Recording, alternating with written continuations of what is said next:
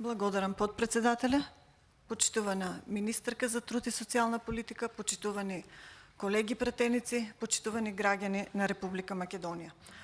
Со новите измени на Законот за работни односи се предлага недела да биде ден за неделен одмор. Но ова нема да важи за сите. Како што рече и министерката, во законот постои листа со повеќе од 20 сектори кои покрај измените ќе работат во недела. Во пракса ништо не се менува, оние кои работеле порано ќе работат и сега, оние кои не работеле ќе продолжат да не работат. Исто така, во законот се предвидува дека сите што ќе работат во недела имаат право на додаток на плата за работа во недела, а тој изнесува најмалку 50% за секој час поминат на работа, доколку со закон и колективен договор не е утврден повисок износ на додаток. Но ова не е ништо ново. И во општиот колективен договор за приватниот сектор од областа на стопанството истото било предвидено. Имено во член 24 од колективниот договор стои дека основната плата на работникот се зголемува по час за 50% за работа во ден на неделен одмор. Значи, работодавачите ова можеле да го применат и досега. Во измените на Законот за работни односи се предвидува работниците кај трговијата на мало и големо денот на неделен одмор да го користат во согласност со Законот за трговија.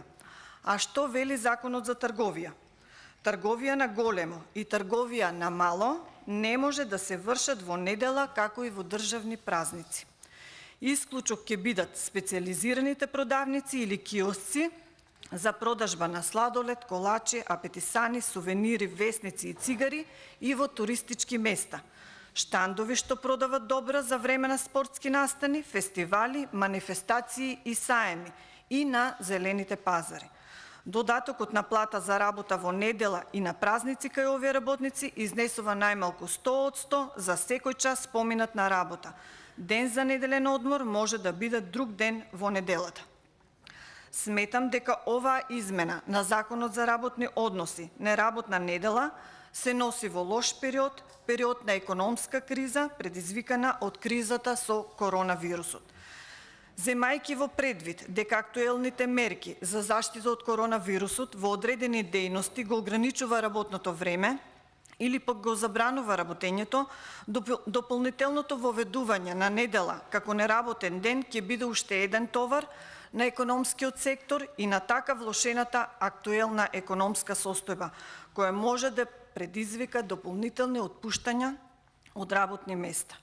За тоа какви последици ќе предизвикат овие законски измени и самата влада признава дека на почетокот на примена на ова законско решение можно е намалување на бројот на вработените во трговските субјекти. Почитувани, во период на светска криза, кога сите влади се борат да ги задржат своите економии и да ги зачуват работните места, нашата влада носи измени на закон каде работодавачите ќе имаат алиби за отпуштање на работниците. Владата, наместо да ги стимулира работодавачите да ги развиваат своите бизниси, да вработуваат што повеќе луѓе, превземат вакви лоши политики во лош период на криза, каде ваквите измени нема добро да се одразат врз работниците. Туку напротив, може да останат и без таа работа што ја имаат. Да се подсетиме. Во последната година, со појава на коронавирусот, во Република Македонија останаа без работа над 60.000 луѓе, а околу 5.600 фирми ставија клуч на врата. Постојано слушаме и сме сведоци како големи и успешни фирми во државата ги отпуштаат своите вработени, затоа што не може да ја издржат кризата, која трае повеќе од една година. Во Гевгелија во последната година невработеноста е покачена за 100%, затоа што е намалена работата и отпуштањето претежно е од казината.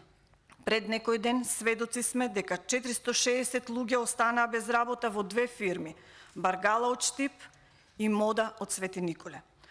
Со донесување на овие измени на Законот за работни односи за недела неработен ден, Сметам дека само популистички ќе одекнат и во овој период на светска економска криза неповолно ќе се одразат и врз работодавачите и врз работниците. Доколку работодавачот претрпува штета за да ја ублажи штетата, неминовно би посегнал кон отпуштање на вработените. Читајќи го законот, сакам уште нешто да барам разјаснување.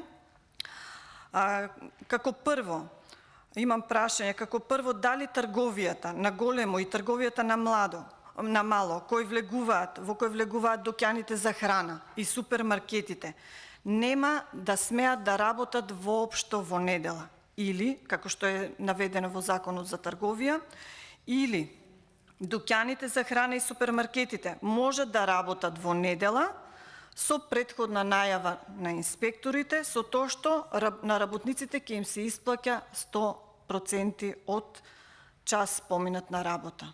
Овие две дилеми барам да се разјаснат. Благодарам.